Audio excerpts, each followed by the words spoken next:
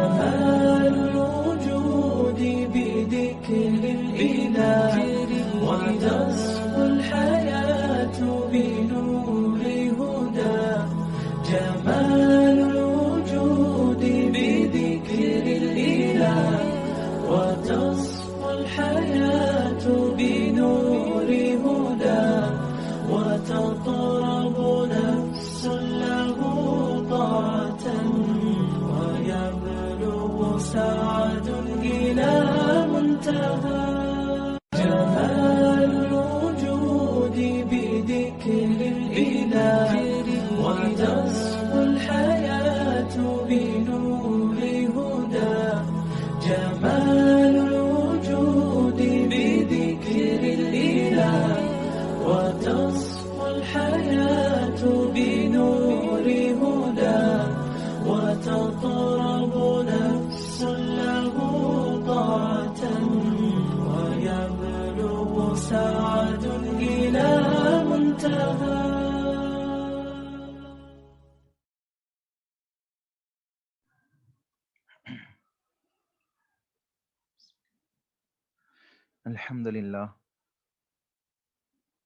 الحمد لله وحده والصلاة والسلام على من لا نبي بعده. أعوذ بالله من الشيطان الرجيم. بسم الله الرحمن الرحيم. رب اشرح لي صدري ويسر لي أمري واحلل عقدة من لساني يفقهوا قولي. ربي زدني علما ربي زدني علما ربي زدني علما اللہم ربی زدنی علما. تمام قسم کی حمد و ثنا کبریائی بڑائی اللہ وحدہ لا شریک کے لیے لائق و زیبہ ہے. سبحان اللہ و بحمدہ سبحان اللہ العظیم. انگنت درود و سلام ہو انبیاء کی مقدس جماعت پر، خصوصاً سید المرسلین رحمت للعالمین جناب محمد رسول اللہ صلی اللہ علیہ وسلم کی ذات گرامی پر. اللہم صلی علی محمد وعلی آل محمد کما صلیت علی ابراہیم وعلی آل ابراہیم انک حمید مجید. اللہم بارک علی محمد وعلی آل محمد کما بارکت علی ابراہیم وعلی آل ابراہیم انک حمید مجید. محترم سامعین، اس سے پہلے کہ ہم کلاس سٹارٹ کریں اور آگے کے سوالات پڑھیں، یہ بتائیے آواز آ گئی آپ لوگوں کو؟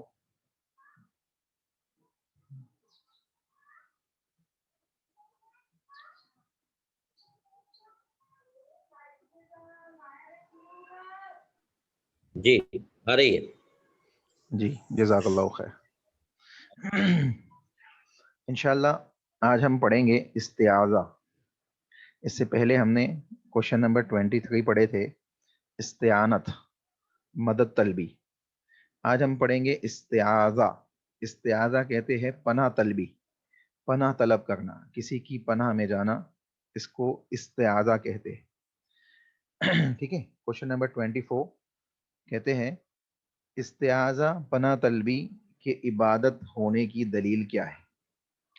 یعنی اس کے کیا دلائل ہے، اس سلسلے میں گفتگو کریں گے کہ یہ عبادت ہے، کسی سے پناہ طلب کی جائے تو کیا ہر پناہ طلبی، انسان کسی سے بھی اگر پناہ طلب کرے تو ہر پناہ طلبی اگر عبادت مانی جائے تو بہت سے معاملات کے اندر انسان شرکیہ کاموں کے اندر ڈوب جائے گا.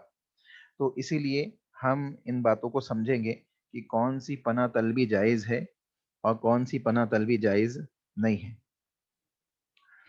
کہتے ہیں اس کی دلیل اللہ تعالیٰ کا یہ فرمان ہے. اللہ رب العالمین نے ارشاد فرمایا قل اعوذ برب الفلق. اسی طریقے سے دوسری آیت بیان کرتے ہیں قل اعوذ برب الناس. یہ ایک آیت بیان کرنے کا مقصد یہ ہے کہ یہ ایک صورت مکمل، جیسے قل اعوذ برب الفلق من شر ما خلق ومن شر غاسق اذا وقب، کیونکہ وہ آگے عطف ہوتا ہے اسی کے آگے، یعنی وہ تمام چیزوں کی صفات بیان کرتے ہوئے اللہ سے یہ بندہ پناہ طلب کر رہا ہے. ٹھیک ہے.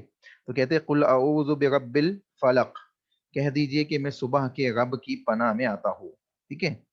कुल अऊज़ु बिरब्बिन नास, कह दीजिए कि मैं लोगों के रब की पनाह में आता हूँ। गोया बंदा यहाँ पे अल्लाह की पनाह का सवाल कर रहा है कि अल्लाह जो रब्बुल आलमीन है, जो तमाम इंसानों का, तमाम लोगों का रब है।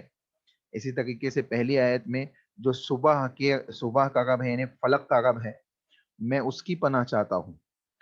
तो गोया मालूम पड़ रहा है कि अल्लाह की सिफात को बयान किया गया और अल्लाह रब्बुल आलमीन से पनाह तलब की गई।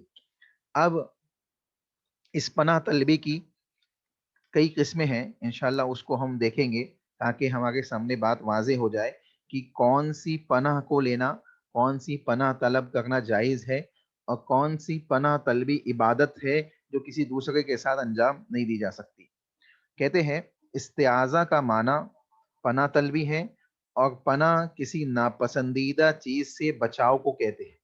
मिसाल के तौर पे हम पढ़ते हैं, जब कुरान करीम की तिलावत करते हैं तो स्टार्टिंग में हम क्या पढ़ते हैं, जल्दी से बताइए।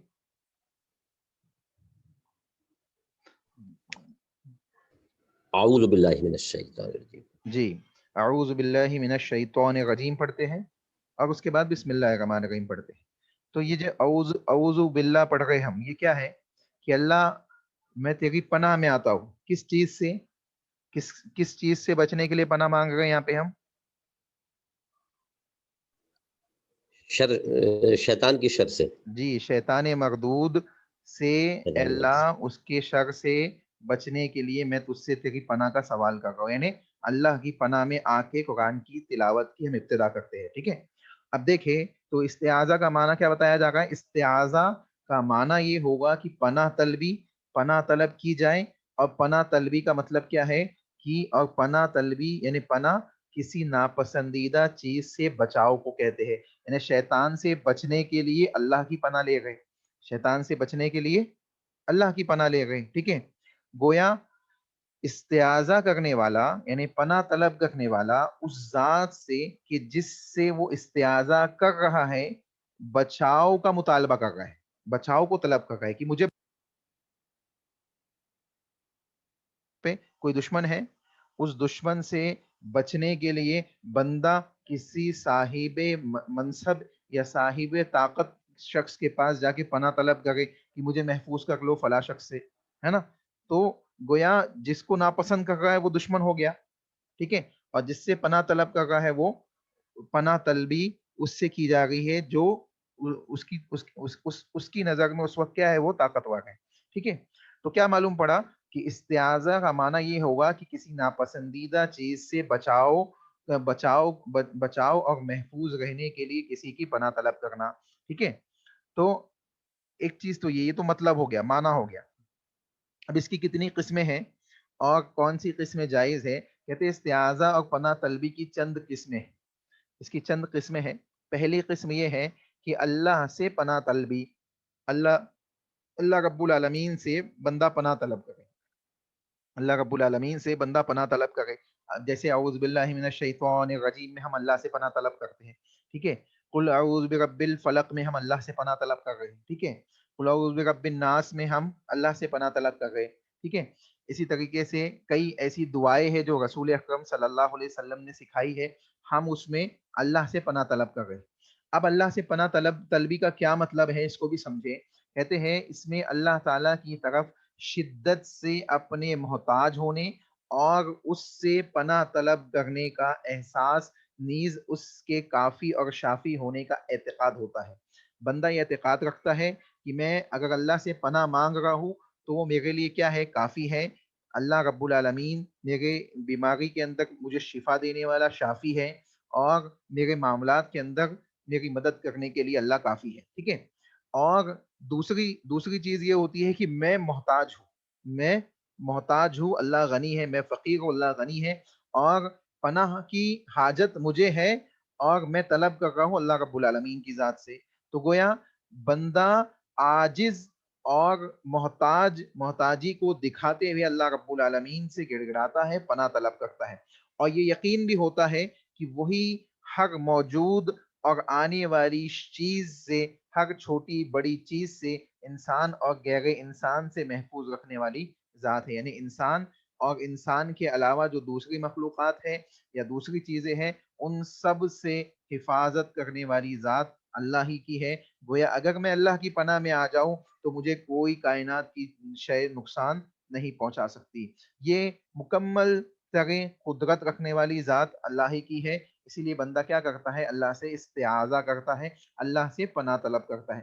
اب اس کی کئی مثالیں ہیں، جیسے ابھی آپ کے سامنے دو آیت پڑھی گئی، قل اعوذ برب الفلق، کہ میں صبح کے رب سے پناہ مانگتا ہوں، فلق کے رب سے پناہ مانگتا ہوں. گویا اللہ رب العالمین سے یہ کہہ کر بندہ پناہ مانگ رہا ہے کہ جو صبح کا رب ہے، صبح کو نکالنے والا ہے، صبح کے طلوع کرنے والا ہے، اس کے رب سے میں پناہ مانگ رہا ہوں. ٹھیک ہے. دوسرے مقام پہ کہہ رہا ہے قل اعوذ برب الناس، کہہ دیجئے کہ میں پناہ مانگتا ہوں کس سے؟ جو لوگوں کا رب ہے، جو لوگوں کو پالنے والا ہے، لوگوں کو پیدا کرنے والا ہے، اس سے پناہ مانگتا ہوں. ٹھیک ہے. ملک الناس الہ الناس من شر الوسواس الخناس.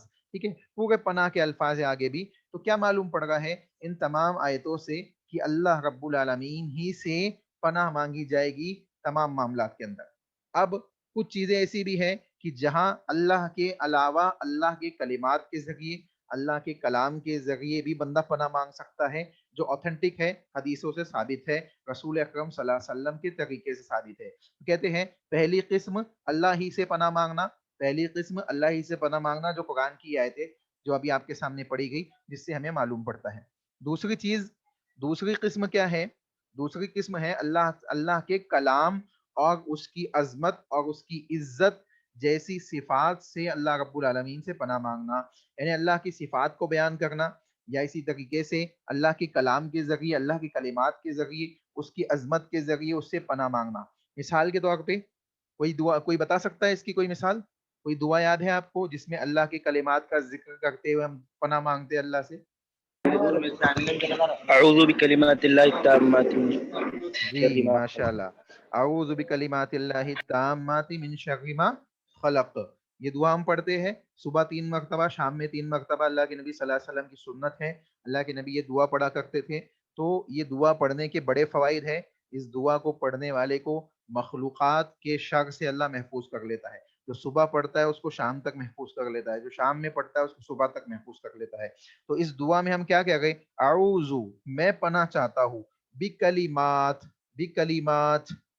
اللہ، بکلمات اللہ، اللہ کے کلمات سے میں پناہ چاہتا ہوں، اللہ کے کلمات سے، تامہ، مکمل ترین، یعنی مکمل ترین کلمات کی پناہ لیتا ہوں. یعنی کیا مطلب ہوگا؟ میں اللہ کے مکمل کلمات کی پناہ لیتا ہوں، من سے، شر ما خلق، مخلوقات کے شر سے. جو چیز اللہ نے پیدا کی ہے اس کے اندر جو شر موجود ہے اس کے شر سے اللہ میں تیری پناہ مانگتا ہوں، تیرے کلمات کی پناہ مانگتا ہوں. گویا اللہ کے کلام سے اللہ کی صفات اور اس کے کلمات کے ذریعے بھی پناہ مانگی جا سکتی ہے. یہ رسول اکرم صلی اللہ علیہ وسلم کی سنت ہے، اللہ کے نبی کے طریقے کے عین مطابق ہے. اس سے کیا معلوم پڑ رہا ہے کہ یہ جو عبادت ہے، اگر بندہ اللہ کے کلام کے ذریعے، اللہ کے کلمات کے ذریعے پناہ مانگتا ہے تو یہ اللہ رب العالمین ہی سے ہے، اللہ رب العالمین ہی سے اس کا تعلق ہے. یہ شرکیہ الفاظ یا شرکیہ اعمال میں داخل نہیں ہوگا. بات سمجھ میں آئی؟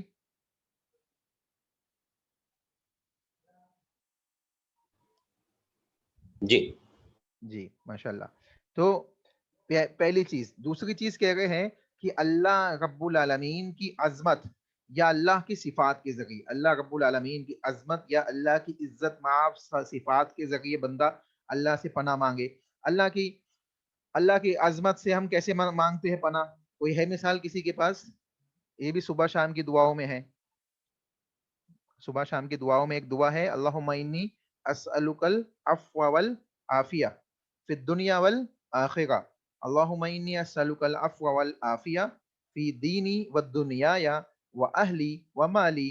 اللہم استر عوراتی وآمر روآتی. اللہم احفظنی من بین یدی ومن خلفی وعن یمینی وعن شمالی ومن فوقی वअऊज़ु, देखिए यहाँ पे वअऊज़ु बिअज़मतिका अन उग़ताल मिन तहती। यहाँ बंदा क्या दुआ कर रहा है अल्लाह से? अल्लाह से दुआ कर रहा है कि अल्लाह मैं तेरी अजमत की पनाह लेता हूँ, मैं तेरी अजमत की पनाह लेता हूँ। अऊज़ु बिअज़मतिका, मैं तेरी अजमत की पनाह लेता हूँ इस बात से, अन उग़ताल मिन तहती, कि मुझे नीचे से हलाक कर दिया जाए, यानी जमीन फट जाए और मैं धंस जाऊं, या नीचे से मुझ पे कोई मुसीबत आ जाए, कोई आफत आ जाए, अनजाने में मैं जमीन जमीन से मुझे कोई नुकसान पहुंच जाए, नीचे की जानिब से मुझे किसी तरीके का नुकसान हो जाए, तो ए अल्लाह मैं क्या तुझसे दुआ मांग रहा हूँ, तेरी अजमत के जरिए तुझसे सवाल कर रहा हूँ कि तू मुझे अपनी पनाह में ले ले। आऊज़ु बिअज़मतिका अन उग़ताला मिन तहती, कि मैं तेरी अजमत की पनाह लेता हूँ कि इस बात से कि मैं नीचे से हलाक कर दिया जाऊँ, यानी बेखबरी में मैं नीचे से हलाक कर दिया जाऊँ। तो यहाँ पे किस बात की? अल्लाह के अजमत के जरिए, अल्लाह के अजीम होने के जरिए, उसकी अजमत को बयान करते हुए बंदा पनाह तलब कर रहा है। तो ये इस तरीके की पनाह करना, पनाह मांगना जायज और दुरुस्त है, इसमें कोई हर्ज की बात नहीं है। ये अगर अल्लाह रब्बुल आलमीन से मांग रहा है तो ये शिरकिया काम नहीं है। ठीक है। दूसरी चीज, ये ऐन सुन्नत के मुताबिक है। तो दूसरी चीज कहते हैं, तकलीफ के वक्त हम दुआ पढ़ते हैं। अल्लाह अल्लाह के नबी सल्लल्लाहु अलैहि वसल्लम ने दुआ सिखाई कि बॉडी में पेन हो, किसी को कहीं किसी जगह पे दर्द हो, तो वो उस जगह पे उंगली रखे या हाथ रखे, सीधे हाथ को उंगली रखे और दुआ पढ़े, बिस्मिल्लाह बिस्मिल्लाह बिस्मिल्लाह। और उसके बाद कौन सी दुआ पढ़ते हैं, किसी को याद है? अऊज़ु बिल्लाहि व कुदरतिही मिन शर्रि मा यजिदु। जी, और एक और दुआ है, सेम सेम दुआ है, एक वर्ड के डिफरेंस के साथ। अऊज़ु बिल्लाहि व कुदरती मिन शर्रि मा अजिदु। अऊज़ु बिकलिमातिल्लाहि ताम्माति। नहीं, अऊज़ु बि इज्जतिल्लाहि व कुदरतिही मिन शर्रि मा अजीदु व उहाज़िर, ये दुआ भी है। ठीक है। अऊज़ु बि इज्जतिल्लाह, यहाँ देखे बंदा पना मांग रहा, अऊज़ु मैं पना मांगता हूँ, बि इज्जतिल्लाह अल्लाह तेरी इज्जत से, अल्लाह मैं अल्लाह की इज्जत और उसकी कुदरत की पनाह लेता हूँ, यानी अल्लाह की इज्जत और उसकी कुदरत से बंदा सवाल कर रहा है पनाह का। गोया हर माने में जो जितनी किस्में, अभी दो किस्में बयान की गई है, इन दोनों किस्मों के अंदर ताल्लुक पनाह का किससे है? पनाह का ताल्लुक किससे है? अल्लाह की जात से, है ना? अल्लाह के जी, अल्लाह रब्बुल आलमीन की जात से है। और अल्लाह रब्बुल आलमीन की जात से बंदा पनाह मांग रहा है कि अल्लाह मैं तेरी कुदरत की, तेरी इज्जत की पनाह लेता हूँ, मिन शर्रि मा अजीदु व उहाजिर, इस तकलीफ से जिसे मैं महसूस कर रहा हूँ और बचना चाहता हूँ, यानी जो तकलीफ में महसूस कर रहा हूँ उस तकलीफ को से मैं बचना चाहता हूँ। तेरी अजमत, तेरी इज्जत और तेरी कुदरत की पनाह लेते हुए मैं तुझसे सवाल करता हूँ कि ये तकलीफ जो मुझे महसूस होगी इससे तू बचा ले। गोया इन अल्फाज के जरिए अगर बंदा अल्लाह से पनाह तलबी का सवाल करता है तो ये ऐन सुन्नत के क्या है? मुताबिक है। इसी तरीके से एक और दुआ अल्लाह के नबी मोहम्मद रसूलुल्लाह सल्लल्लाहु अलैहि वसल्लम ने हमें सिखाई, आऊज़ु बिरिज़ा का मिन सखतिक, मैं तेरी नाराजगी से, तेरी रिजा की पनाह लेता हूँ, यानी अल्लाह मैं तेरी नाराजगी से बचने के लिए तेरी रिजा की पनाह लेता हूँ कि तू मुझसे राजी हो जाए। गोया यहाँ पे भी इस बार यहाँ पे अल्लाह की रिजा से बंदा पनाह तलब कर रहा है। और ये तमाम दलील, ये तमाम आयतें या हदीसें या ये दुआएं इस बात के ऊपर दलालत करती है कि हकीकी पनाह देने वाली जात किसकी है? अल्लाह ही की है। अल्लाह के अलावा कोई ऐसी जात नहीं है जो बंदे के लिए पनाह के जराए को पैदा करे, या दुनिया में भी अगर बंदा किसी से पनाह लेता है तो उस जरिए को पैदा करने वाली जात किसकी है? अल्लाह ही की है। तो इसीलिए ये पनाह तलबी क्या है? इबादत है। अगर इबादत होते हुए, इबादत की किसी किस्म के तौर पे बंदा किसी दूसरे के लिए, माबूद बातिल के लिए या गैरुल्लाह के लिए इस पनाह का इस्तेमाल करता है, या अल्लाह के अलावा किसी दूसरे से इस किस्म की पनाह का सवाल करता है, तो ऐसी पनाह उसको शिर्क में मुब्तला कर देंगी और ये शिर्क उसके लिए क्या होगा? वबाले जान होगा। ठीक है, बात समझ में आई यहां तक? जी आगे। अच्छा जी, जज़ाकल्लाह खैर। अच्छा एक बात बताइए, अब अगर कोई इंसान किसी के शर से बचने के लिए किसी की पनाह को तलब करे तो क्या जायज़ है? मिसाल के तौर पे आपको कुछ लोग नुकसान पहुंचाने आए और आप अपनी जान बचाने के लिए کسی کے پاس جا کے اس سے پناہ مانگ لے کہ بھائی مجھے بچا لو، مجھے محفوظ کر لو، اپنی پناہ میں لے لو، کیا اس قسم کا عمل جائز ہے؟ جائز ہے شیخ، جائز ہے۔ جائز ہے۔ دلیل؟ کوئی مثال یاد ہو حدیث کی، دلیل ہو کچھ بتائیے جی۔ عادل بتاؤ، جائز ہے بولے عادل آپ نے؟ وہ اگر کوئی زندہ رہے، موجود رہے تو اس سے مدد لے سکتے ہیں نا۔ جی مدد لے سکتے ہیں۔ پناہ طلبی کی دلیل چاہیے مجھے، پناہ کی پناہ مانگے۔ حضرت عثمان غنی رضی اللہ تعالیٰ عنہ جب صلح حدیبیہ کے وقت مکہ تشریف لائے تو مکہ میں داخل ہونے سے پہلے ایک شخص کی پناہ لے کے مکہ میں داخل ہوئے تھے۔ اسی طریقے سے حضرت بلال اور امیہ کا جھگڑا تھا، امیہ نے عبد الرحمن بن عوف سے پناہ لی تھی جنگ احد میں۔ اللہ کے نبی صلی اللہ علیہ وسلم جب فتح مکہ کے وقت کعبۃ اللہ میں داخل ہوئے تو اللہ کے نبی نے کہا جو کعبۃ اللہ کی پناہ میں داخل ہو جائے، یعنی کعبۃ اللہ کے اندر داخل ہو جائے اس کو امان ہے، جو اپنے اپنے گھروں میں داخل ہو جائے اس کو امان ہے، جو اپنے ابو سفیان کے گھر میں داخل ہو جائے اس کو امان ہے۔ یہ تمام باتیں اس بات کے اوپر دلالت کرتی ہے کہ ایسی چیزوں سے جو بندے کو فتنوں سے محفوظ کر لے، شر سے محفوظ کر لے، اس بنا اس کی عبادت کی نیت سے بندہ اس کی پناہ لے سکتا ہے، اس میں کوئی حرج کی بات نہیں ہے۔ اس کی چند چیزیں میں آپ کو دلیل کے طور پہ بیان کرتا ہوں۔ اللہ کے نبی محمد رسول اللہ صلی اللہ علیہ وسلم نے ارشاد فرمایا، اللہ کے نبی کا ارشاد ہے، جو یعنی اللہ کے نبی نے کہا جو آپ یعنی فتنوں کے سلسلے میں رسول اللہ صلی اللہ علیہ وسلم نے کیا بات بیان کی کہ جو ان میں پڑ جاتا ہے، یعنی فتنے جب آتے ہیں تو جو فتنوں کی طرف بڑھتا ہے اور اس میں پڑھتا چلا جاتا ہے، فتنے اسے اپنے لپیٹ میں لے لیتے، فتنے اسے اپنی لپیٹ میں لے لیں گے، اور جس کو کوئی پناہ مل جائے تو اسے وہ پناہ لے لینی چاہیے، اس کو چاہیے کہ وہ پناہ حاصل کر لے اور اس پناہ کے ذریعے اپنے آپ کو فتنوں سے محفوظ کر لے۔ اس کی مثال آپ یوں سمجھے کہ رسول اکرم صلی اللہ علیہ وسلم نے ارشاد فرمایا کہ قیامت سے پہلے فتنوں کا نزول ہوگا اور فتنے اس انداز سے بڑھ جائیں گے کہ انسان صبح مومن ہوگا تو شام ہوتے ہوتے کافر ہو جائے گا، شام میں مومن ہوگا تو صبح ہوتے ہوتے کافر ہو جائے گا۔ اللہ کے نبی محمد رسول اللہ صلی اللہ علیہ وسلم نے حدیث کے اندر بیان فرمایا کہ اس وقت وہ انسان جو دوڑ رہا ہے اس کے مقابلے میں چلنے والا، کھڑے کے مقابلے میں بیٹھنے والا، اسی طریقے سے باہر کے مقابلے میں گھر میں رہنے والا انسان کیا ہوگا؟ فتنوں سے محفوظ ہوگا۔ تو انسان کا اپنا ایمان بچانا مشکل ہو جائے گا، تو ایسے وقت میں انسان کو چاہیے کہ وہ فتنوں سے محفوظ ہونے کے لیے اپنے ایمان اور اپنی عزت کی حفاظت کرنے کے لیے جستجو کریں۔ چنانچہ معلوم کیا پڑا، یہاں پہ بھی پناہ طلبی کے ذرائع کیا ہے؟ مختلف دنیا کی اشیاء ہے، لیکن بندہ ان کی عبادت کی نیت سے نہیں بلکہ فتنوں سے بچنے کے لیے اس کی پناہ میں داخل ہو رہا ہے۔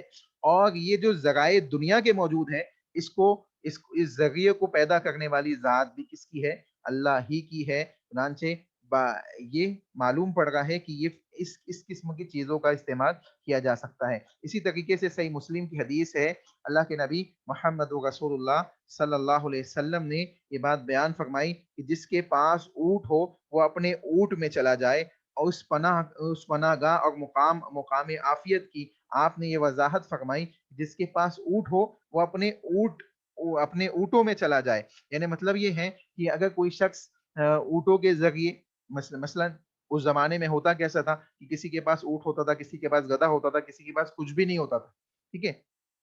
تو اگر آپ کے پاس کوئی چیز نہیں ہے، آپ اپنے اونٹوں کے ذریعے یا اسی طریقے سے کسی دوسرے ذرائع سے آپ اپنی حفاظت کر سکتے ہیں، تو آپ اس کے ذریعے سے کیا کر سکتے ہیں؟ اس کا استعمال اس وقت میں انسان انجام دے سکتا ہے۔ اسی طریقے سے جابر بن عبداللہ رضی اللہ تعالی عنہ کے حوالے سے ایک حدیث موجود ہے، اللہ کے نبی صلی اللہ علیہ وسلم نے ارشاد فرمایا، بنو مخزوم کی کسی خاتون نے اس نے کیا کی؟ چوری کر لی۔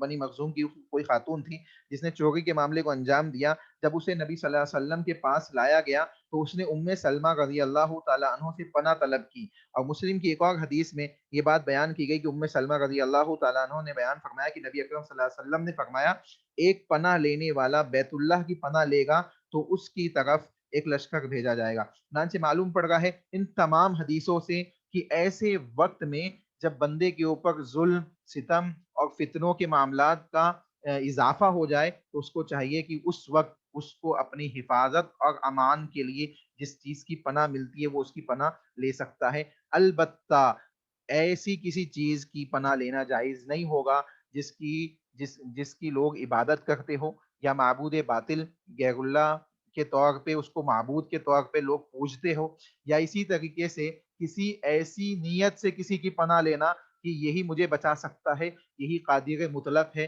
اس کے بچائے بغیر میں بچ نہیں سکتا, ایسی کسی نیت سے کسی کی پناہ لی جائے گی تو یہ شرکیہ اعمال میں داخل ہوگا. گویا عبادت کا مقصد جو تھا اللہ ہی کے لیے وہ ہٹ کے معبود باطل کے لیے ہو جائے گا. سمجھ میں آئی بات؟ پناہ طلبی کی مثالیں سمجھ میں آ گئی سب کو؟ استعاذہ جی جی ہاں آ گئی انشاءاللہ. کوئی اشکال ہے, کوئی سوال ہے؟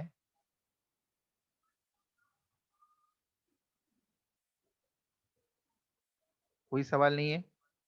آگے چلو.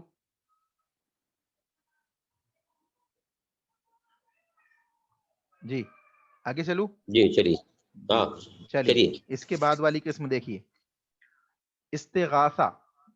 اس سے پہلے ہم نے سب سے پہلے کوشچن نمبر 23 میں پڑھے تھے استعانت. استعانت کا مطلب کیا ہے؟ جلدی جلدی بتائیے. استعانت کا مطلب طلبی. جی مدد طلبی. مدد طلبی. طلبی. استعاذہ کا مطلب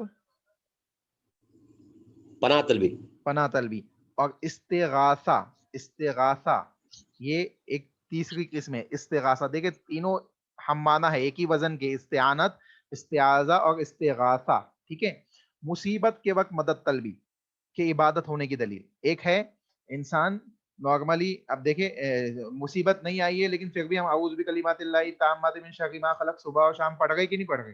تو مصیبت نہیں آئی ہے لیکن پھر بھی ہم پڑھ گئے, ہم اللہ سے پناہ مانگ گئے. قرآن پڑھ گئے ہیں تو اعوذ باللہ من الشیطان الرجیم پڑھ گئے, مصیبت نہیں ہے لیکن پناہ مانگ گئے اللہ سے.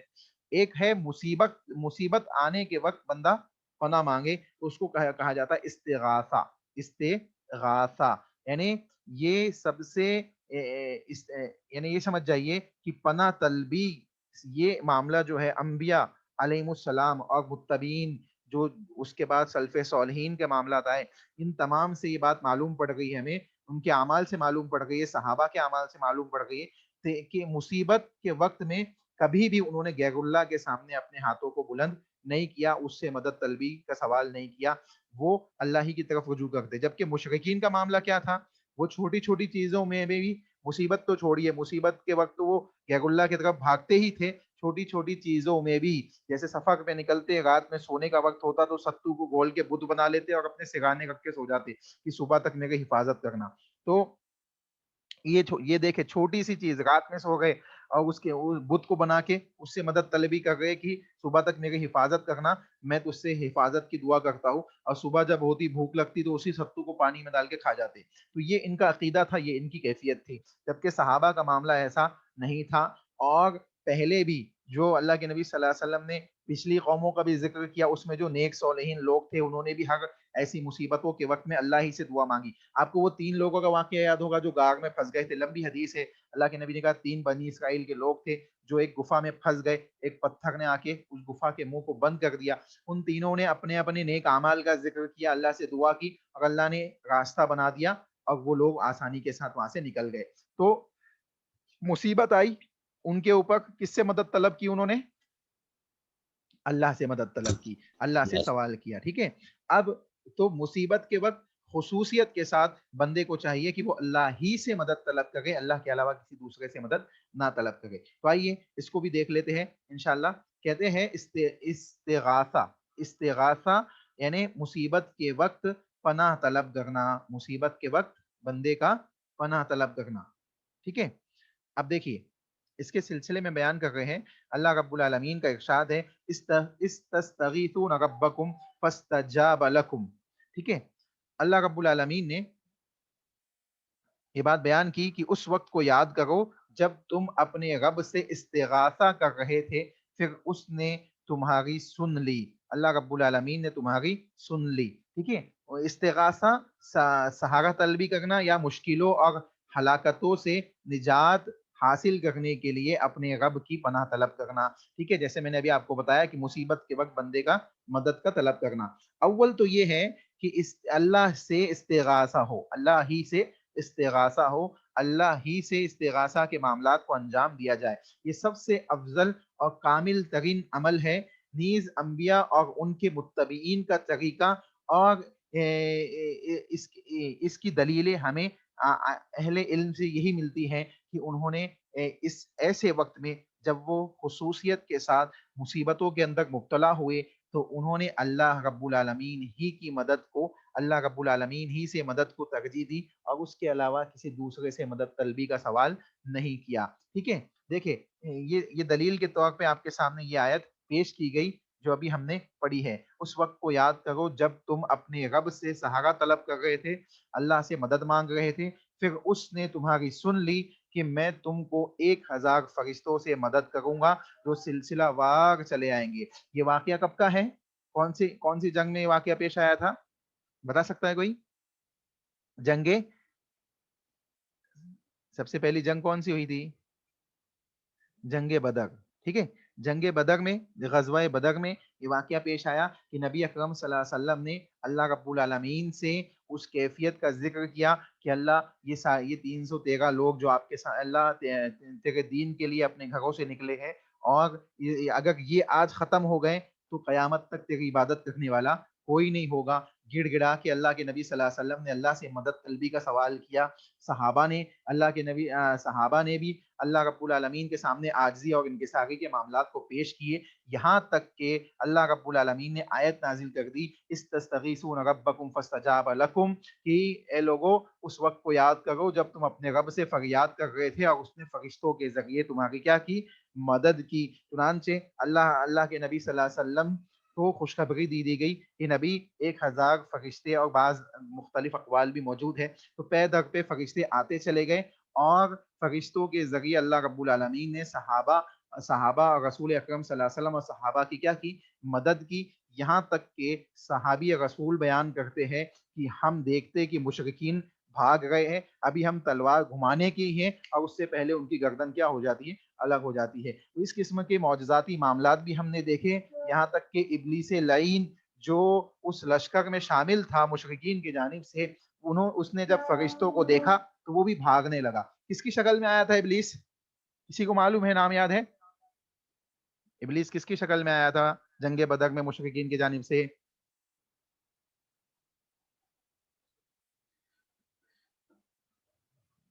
نہیں یاد ہے؟ سراقہ, جی, سراقہ بن مالک کی شکل میں آیا تھا ابلیس. ٹھیک ہے, تو یہ کیا پتہ چل رہا ہے کہ صحابہ نے کیا کیا ایسے وقت میں جب ان کے اوپر مصیبتیں آئی تو کس سے مدد مانگی؟ اللہ تعالیٰ سے. ٹھیک ہے, یہ تو جنگ کی کیفیت ہوئی. جنگ کے علاوہ بھی پانی کی مصیبت, قحط سالی کی مصیبت, بیماریوں کی مصیبت یا اس قسم کی کسی دوسری مصیبتوں کا جب ان کو سامنا کرنا پڑا تو اللہ رب العالمین ہی کے سامنے وہ گڑ گڑائے اور اللہ رب العالمین ہی سے انہوں نے مانگا. دوسری قسم کیا ہے اس کی؟ دوسری قسم یہ ہے, اچھا ایک اور چیز یہاں سمجھ لے, پہلی قسم میں کہ بندہ مصیبت کے وقت اللہ سے جب مانگ رہا ہے تو یہ یقین رکھتے ہوئے مانگے کہ وہ کافی ہے میرے لیے, حسبنا اللہ و نعم الوکیل, کہ وہ میرے لیے کافی ہے اور ان مصیبتوں کے معاملات کے اندر میری مدد کرنے والی ذات کس کی ہے؟ اسی کی ہے, اس کے علاوہ کسی دوسرے کی نہیں ہے. ٹھیک ہے, اب دوسری قسم کہتے ہیں مردوں یا نظروں سے اوجل زندوں, یعنی ایک تو مردے ہو گئے جو زمین کے نیچے دفن ہو گئے, یا وہ لوگ جو نظروں سے اوجل ہے, جیسے بہت سے لوگ کیا کرتے ہیں یہاں بیٹھے بیٹھے اجمیر میں موجود بابا سے سوال کرتے, تو یہ کیا ہے؟ نظروں سے اوجل ہے, معلوم نہیں ہے وہ کیا کر رہا ہے. نظروں سے اوجل زندوں سے استغاثہ اور سہارا طلبی کا سہارا لینا, یہ کیسا ہے؟ تو وہ سہارا دے سکتے کیا؟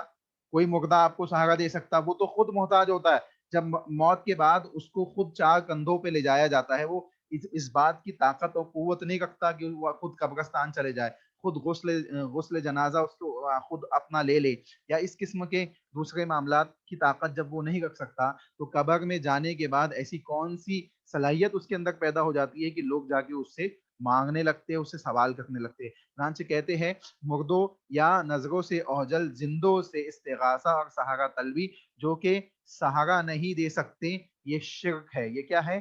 شرکی عمل ہے, کیونکہ ان سے استغاثہ وہی کر سکتا ہے جو ان کے لیے کائنات میں مخفی تصرف کا عقیدہ رکھتا ہو. یعنی ایک انسان جو مردوں سے یہ عقیدہ رکھتا ہے کہ یہ مخفی اور چھپے ہوئے تصورات کے یا اسی قسم کے یعنی طاقت و قوت کے مالک ہے, ایسا عقیدہ رکھتا ہو, وہی جا کے ان سے کیا کرے گا؟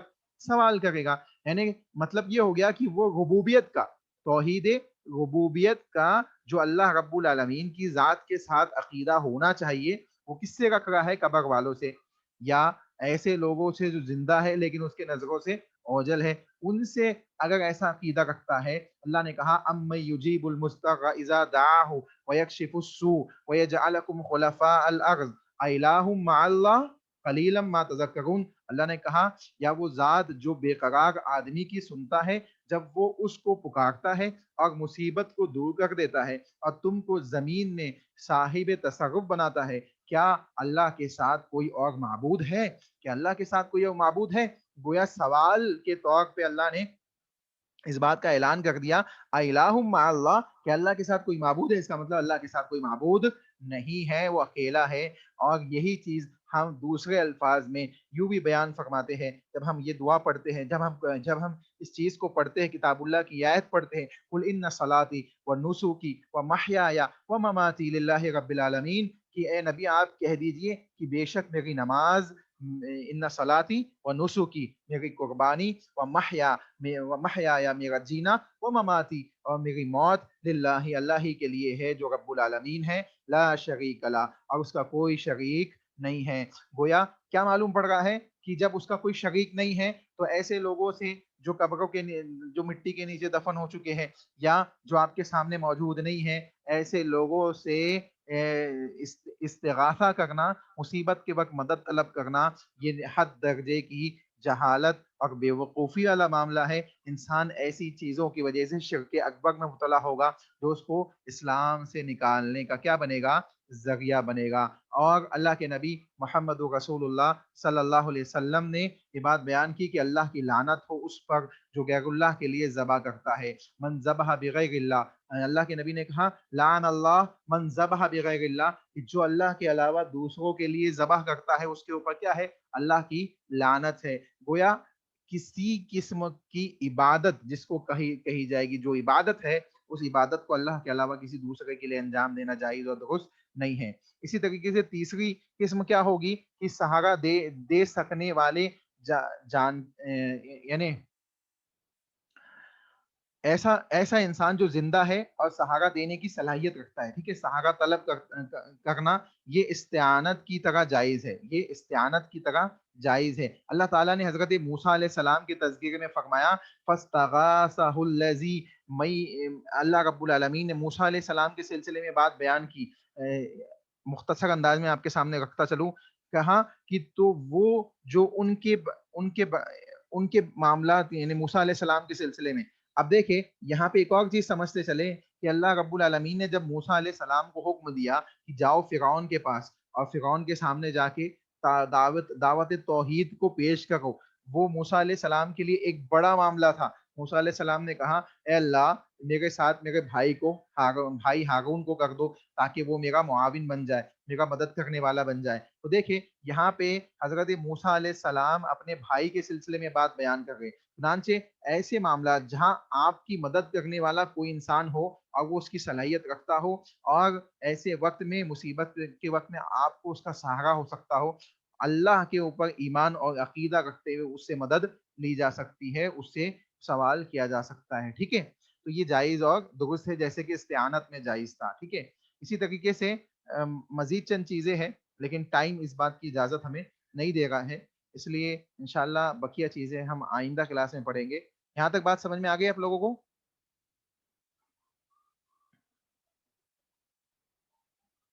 جی جلدی بتائیے.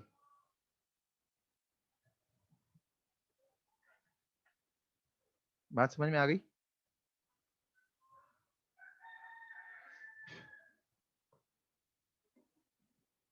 چلیے دعا پڑھ لیجیے پھر.